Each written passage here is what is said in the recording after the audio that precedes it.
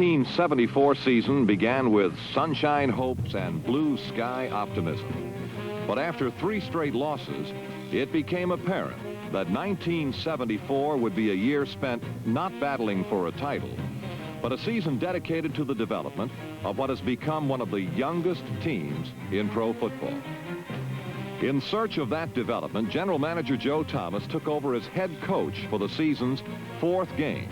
In Foxborough, the Colts were beaten badly, but from that game on, though Baltimore was to endure a 2-12 record, the Joe Thomas coached Colts were never outclassed, were always competitive. They hung close in every game, and they kind of grew up together. When I took over as head coach after the 3rd ball game last season, had no intentions of staying on for another season. Then my big role became to keep our football club together at that time, and it wasn't a matter how many ball games we're going to win. It was to see if we could get some maturity in our football club. After the season was over, the big decision I had to make, one of the biggest decisions I had to make naturally, was finding a head coach. As I scanned the prospects throughout the country, college or pro-wise, the name that came up most often was Ted Marshall-Broda from the Washington Redskins. I feel that I've served my apprenticeship as far as an assistant is concerned. I've been an assistant for 14 years, and I think what I bring with me, number 1, is experience, and I think number 2 is the fact that the last 9 years have been, they've been winning years. I took the job in Baltimore for one reason only. I honestly believe that we have the talent here in Baltimore to win. The talent to win that new head coach Ted Marchibroda inherits is young talent with unlimited potential, particularly on defense, where only 2 players have played more than 3 seasons. One such player is the man in the middle of the Baltimore defense, Mike Curtis, number 32, whose 10th season in the NFL may well have been his best ever.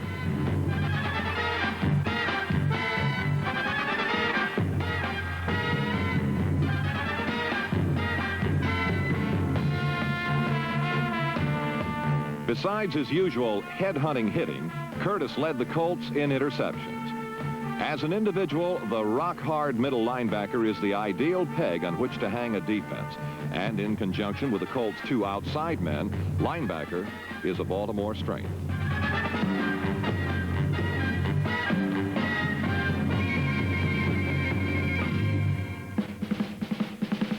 Outside linebacker Tom McLeod, number 52, came in a trade from the Green Bay Packers and was especially strong at penetrating the backfield and closing off the outside.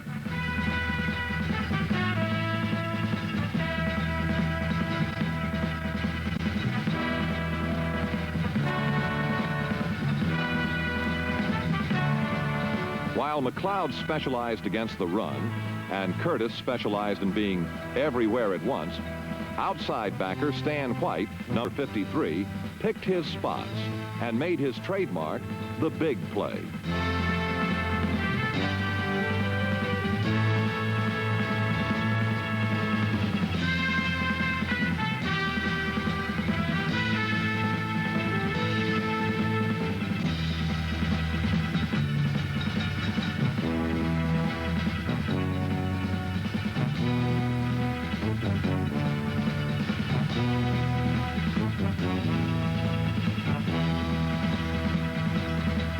White, McLeod, and Curtis are certain starters, and backed up by Tony Bertucca, Danny Rhodes, and Dan Dickel, number 55, a trio of rookies in 74, the talent to win is there at linebacker for 1975.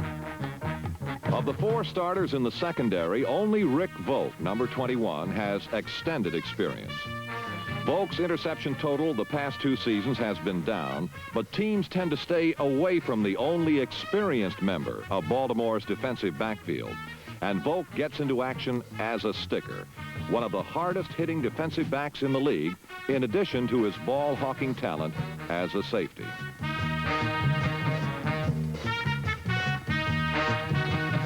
On the corners in 1974 were number 31, Nelson Muncie, a sure and steady tackler, and Ray Oldham, number 25. Oldham will be moved to safety next year.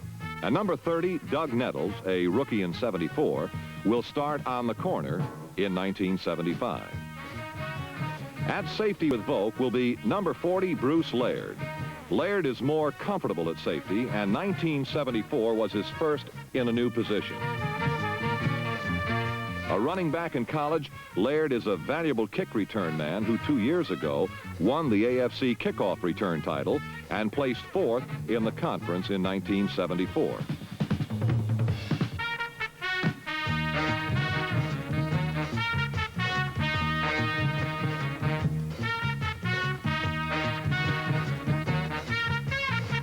'17th round draft selection, Tim Berra, number 84, is also a threat on kick returns and had his biggest moment of 1974 playing in Shea Stadium before his dad, New York Mets manager Yogi Berra.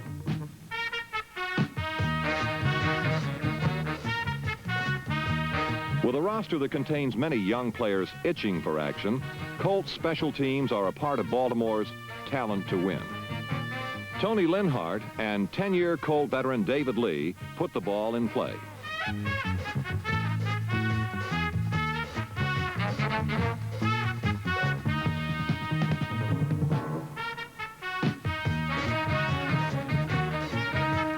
Young bombers Randy Hall, Tim Rudnick, Danny Rhodes, Tony Bertuca go after it with an intensity that spreads to the whole team and makes the Colts one of the hardest hitting teams in the NFL.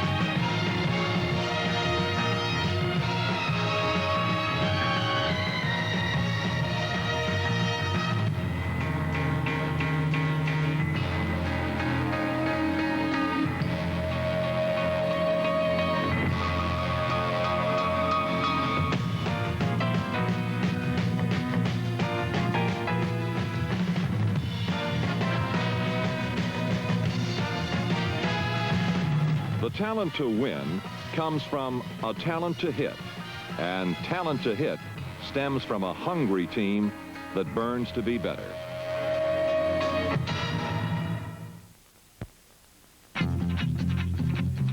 Within the past 2 years, Joe Thomas has used the draft to build a young Colt defensive line that is the key to the Colts' defensive talent to win. In 1970, 260-pound Joe Ehrman stepped off the campus of Syracuse University and into the middle of the Colt defensive line and continued to upgrade his skills as a run jammer at tackle during 1974.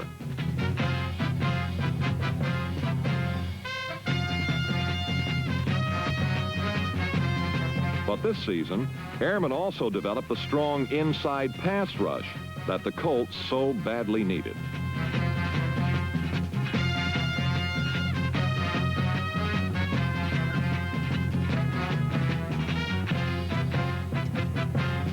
Whoever plays next to Ehrman next year will be decided at training camp, when number 65, Bill Windauer, and number 74, Steve Williams, battle for the 4th starting slot on the Colts defensive line.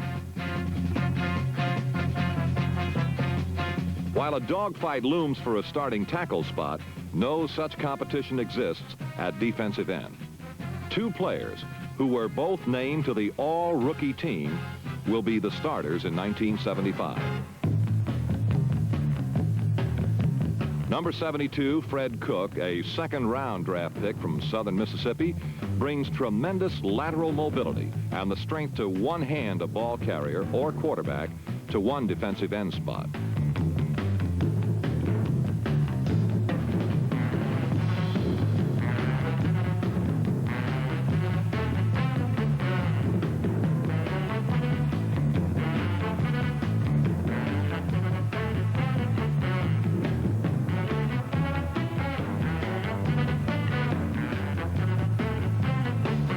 The other defensive end will be last year's #1 draft pick, giant 6'6" John Dutton from Nebraska, who played better than anyone could have predicted. Great pass rushing is 1 part technique to 5 parts desire, and a strong-willed rookie can excel as a pocket buster. Playing the run reverses the ingredients and usually takes time to learn. But not so with John Dutton. In his first year, he was already a complete player.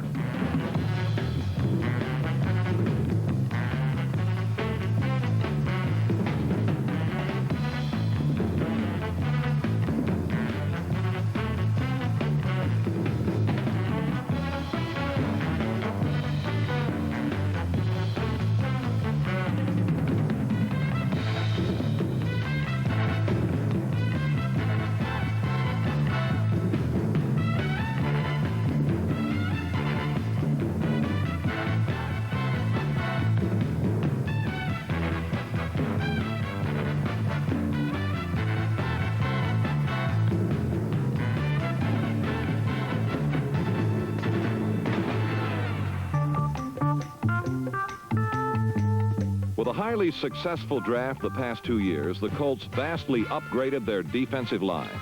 And for 1975, Joe Thomas turned to the offensive line.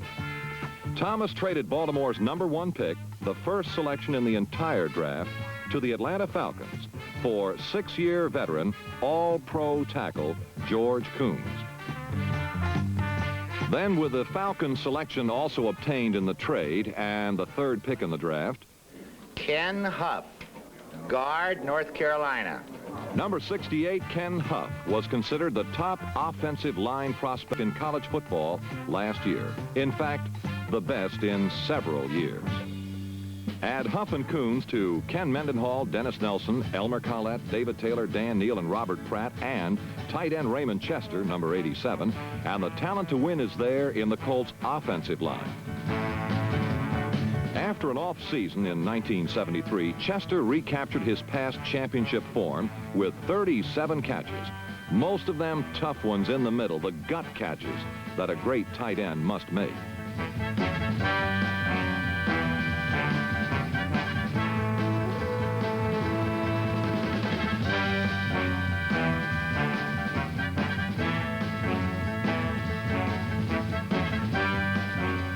Backing up Chester will be John Andrews, who will return to tight end after a year at fullback.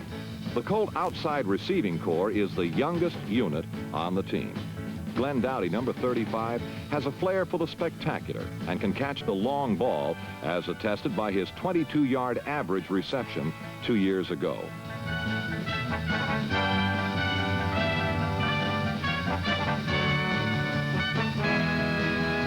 Two rookies in 1974 will be the starters at wide receiver in 1975.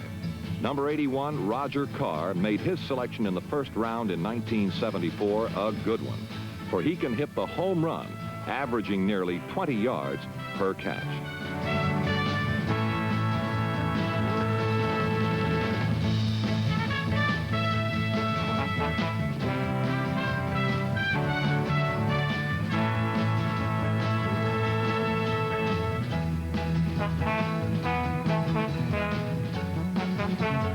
As a #1 selection, Carr's strong rookie year was not a surprise.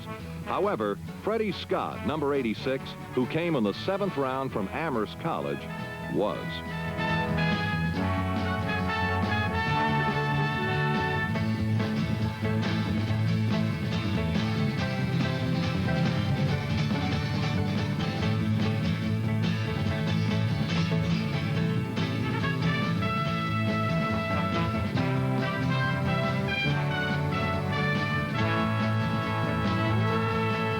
A young Colt front 7 has the talent to win because they want to win and will settle for nothing less.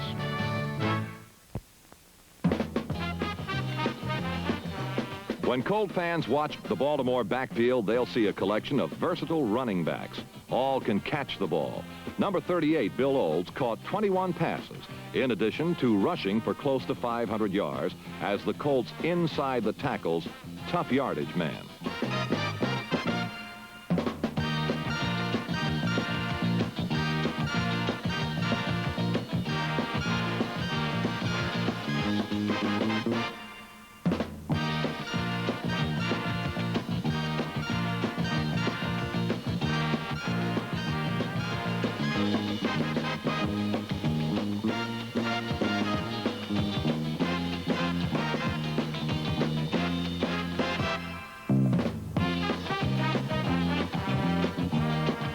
Though used sparingly, Don McCauley, number 23, caught 17 passes and is the most versatile of the Colt backs, for he can catch, run, and pass. But the big man was Lydell Mitchell, number 26, who led the entire NFL in receptions with 72, including 13 in one game against the Jets, a Baltimore record. Mitchell has the hands to hang on to the tough ones, and given a little room, an innocent flare pass was a dangerous Colt weapon. For Mitchell runs with power, and one man is usually not enough to stop him.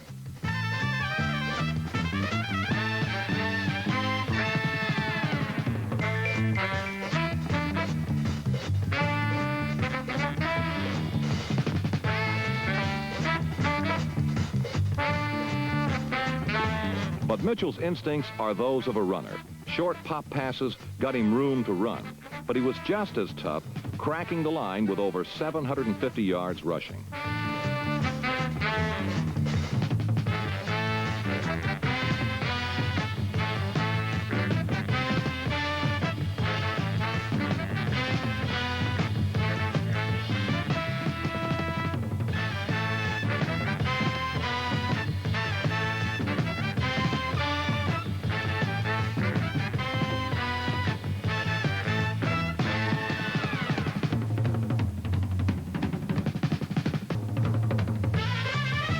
So it is a diversified group of runners that have the talent to win, and it goes even further.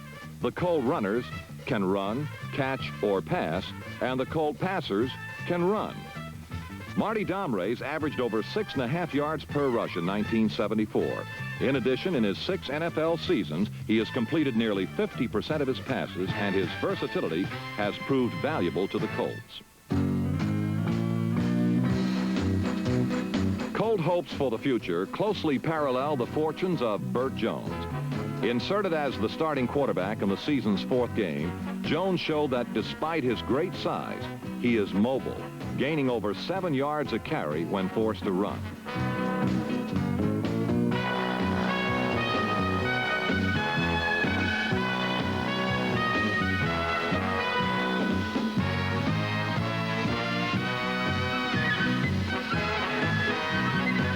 At 6'3", 205 pounds, stopping a running Burt Jones is a formidable task, and the Colts have the luxury of using this threat as part of their game plan.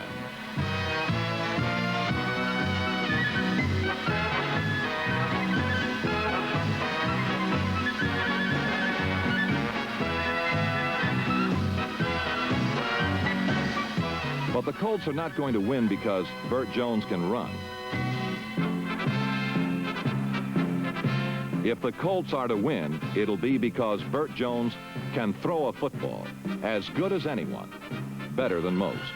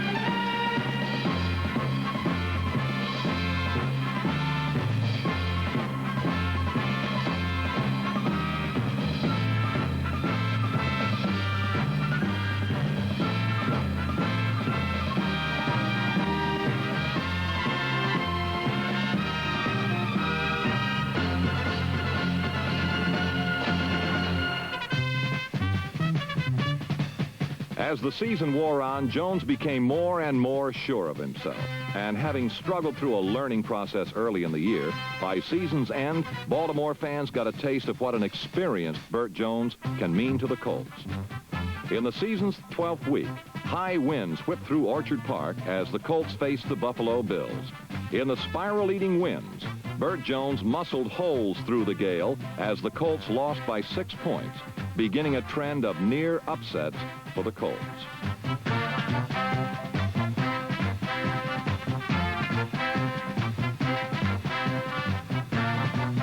The next week, against the Dolphins, Jones again threw well and very nearly generated the first big upset of his career, only to lose by 1 heartbreaking point.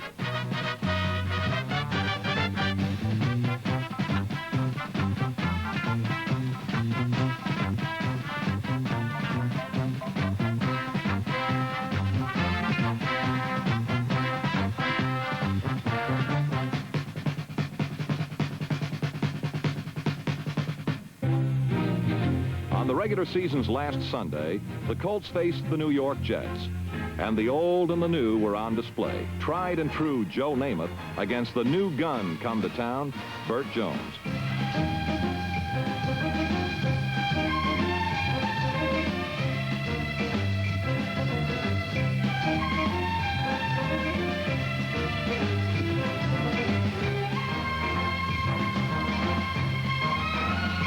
Namath was brilliant, passing for 281 yards and 2 touchdowns, but Burt Jones was even better with 4 touchdown passes, 385 yards, 36 completions, 17 of them in a row, a new NFL record for a practically new starting quarterback.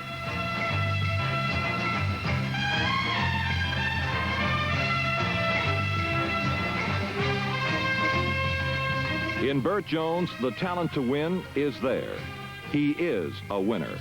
And with Jones in control of the offense and the many lessons learned during the 1974 season, the Baltimore Colts are not far from being winners again, too.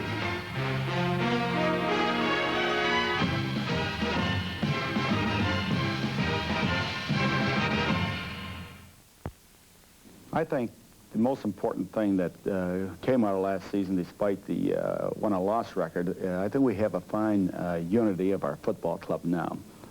When you're playing good football and getting beat week after week, and if you can still stay in there and hang in there, as we did throughout the football season, we never got blown out. This is the thing that concerned me more than anything else.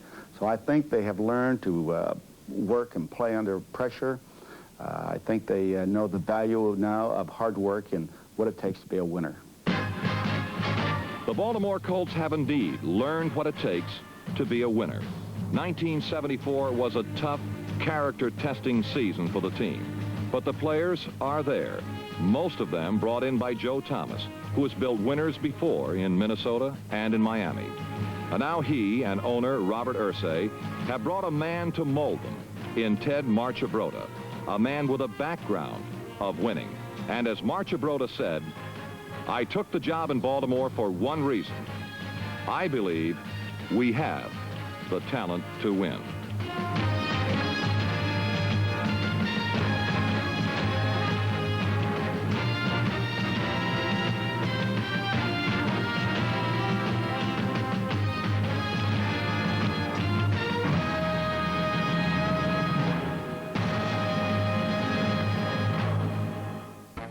This week, NFL Game of the Week takes a look at the very much up-for-grabs AFC East Division title race. First here in Shea Stadium, where the